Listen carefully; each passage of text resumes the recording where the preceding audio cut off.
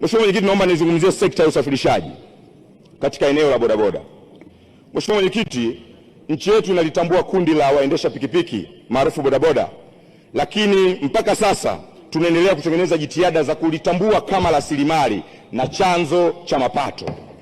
Mheshimiwa Mwenyekiti, leo namzungumzia bodaboda ambaye ukimuita ukakaa naye ukimuuliza una nini, atakwambia nina nyumba ya vyumba vitatu, ninamlea mama na baba yangu, nina wadogo zangu wanasoma. Leo namzungumzia bodaboda ambaye ukimuuliza una nini mkononi, atakwambia nina degree ya ualimu, nina degree ya uchumi. Tayari amemiliki pikipiki 2 au zaidi ya biashara nyingine. Lakini tumekuwa na juhudi kubwa za kuwafanya wawe rasmi, lakini bado tumekuwa na uoga wa kuwasogeza kama sekta inayotambulika kama makundi mengine ya wajasiriamali. Mheshimiwa Mwenyekiti, nchi yetu ina makundi ya wachimbaji, ina makundi ya wafugaji, ina makundi ya wakulima, na sekta hizi zote katika mpango zimetambuliwa kwamba ni sekta ambazo zinaweza kuchangia uchumi wa taifa. Nataka nikuambie Mheshimiwa Mwenyekiti, mbele ya bunge lako tukufu, bodaboda ni chanzo kimojawapo cha kuongeza mapato ya nchi hii.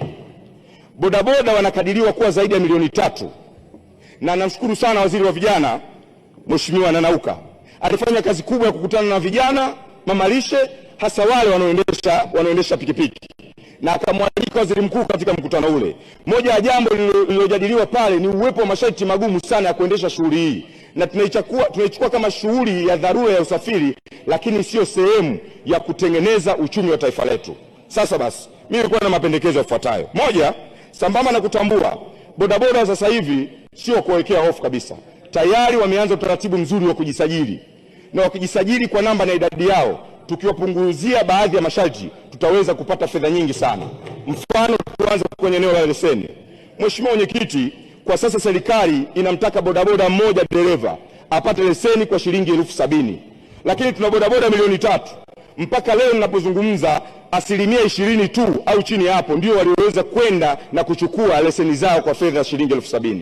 Mheshimiwa Mwenyekiti, kwa nini tusipunguze tukakusanya kidogo kwa watu wengi na tukawezesha bodaboda wengi kuwa rasmi, tukaweka kiwango cha shilingi 30,000 kwa kila bodaboda, ili aweze kupata leseni ambayo itasaidia kila kijiji, kila kata, kila wilaya na maeneo yote mikoani kuwa na bodaboda wenye leseni wanaoweza kutambulika kwa usajili waliojiwekea.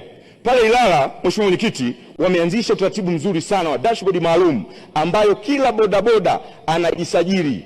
Kwa hiyo ukiachilia mbali masuala ya kiusalama ambayo tunayaweka katika uendeshaji wa shughuli zao na usalama wa barabarani, lazima tuwawekee mazingira ya kuwatambua kwa shughuli wanazozifanya kwa kuwekea utaratibu zaidi, ukiacha masuala ya ufuatiliaji wa sheria za barabarani ambazo wanazivunja kila siku. Kwa mfano, tunaweza kuamua katika miezi 3 kwa mwaka tukaweka siku 1 au siku 5 za ukaguzi wa masuala ya uendeshaji wa bodaboda barabarani.